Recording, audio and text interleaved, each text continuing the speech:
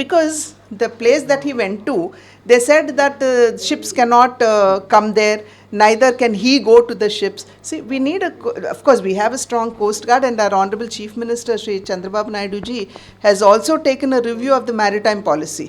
So all of this combined should strengthen our borders. We've seen what has happened in Mumbai when the attack had happened there. So I think it is in the right direction that the government is going.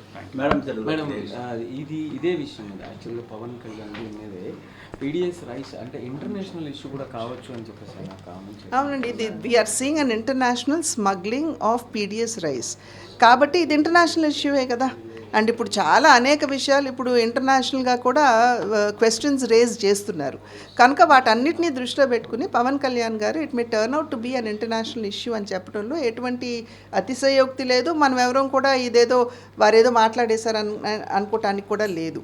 మనం చూస్తున్నాం నాదెండ్ల మనోహర్ గారు civil supplies మినిస్టర్గా అనేక గోడౌన్ల మీద వారు inspection చేయటం, పెద్ద ఎత్తున అక్కడ పీడిఎస్ రైస్ దొరకటం, వాటన్నిటినీ కూడా ఇంచుమించుగా కాకినాడ పోర్టు నుండి వారు అక్కడ నుండి తరలించేస్తున్నారు అనేటువంటి విషయం ఇవన్నీ కూడా మనం చూసాం.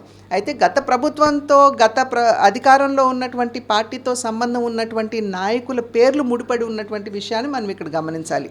అంటే ఏదైతే ఇంతకు ముందు కూడా భారతీయ జనతా పార్టీ అనేక సందర్భాల్లో గత పార్టీ ఏదైతే అధికారంలో ఉందో అదేవిధంగా గత ప్రభుత్వం చేసినటువంటి విధానాలు, వారు అనుసరించినటువంటి ప్రజా వ్యతిరేక విధానాలు ఏవైతే ఉన్నాయో వాటి మీద అనేక సందర్భాల్లో భారతీయ జనతా పార్టీ గళం విప్పింది.